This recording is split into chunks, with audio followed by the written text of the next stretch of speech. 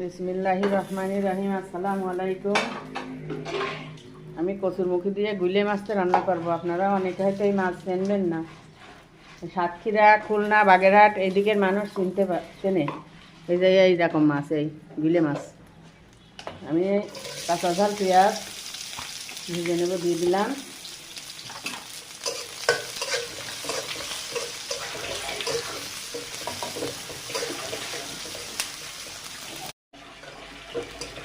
পেঁয়াজটা ভাজা হয়ে গেছে। এবার আমি গুঁড়ো মশলাগুলো দিয়ে দিয়েছি, রসুন, লবণ, হলুদ, ঝালের গুঁড়ো, জিরের গুঁড়ো সব একসাথে দিয়ে দিলাম।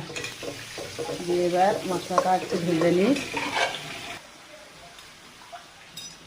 এই যে মাছ, এই লম্বা লম্বা মাছ মাঝখান থেকে কেটে নিছি।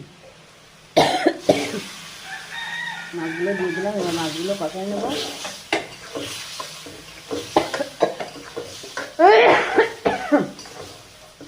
ঝালের গ্যাসে শুধু লাগে কাশি। আমি দিয়ে দিলাম। মাছগুলো কষায় তুলে নিয়ে তারপরে কচুরমুখী দেব।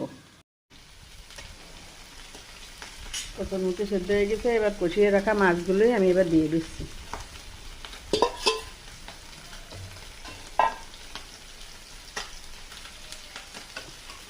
গুলে মাছ আর কচুরমুখী। কচুরমুখী আর গুলে মাছ রান্নাটা আমার হয়ে গেছে। অনেকে হয়তো চেনবেন না মাছ। রান্নাটা কেমন হলো কমেন্টে জানাবেন। সবাই একটু লাইক, কমেন্ট, শেয়ার করবেন, সাবস্ক্রাইব করবেন। নতুন যারা দেখবেন ইউটিউবে, ফেসবুকে ফলো করে দেবেন। আল্লাহ হাফেজ।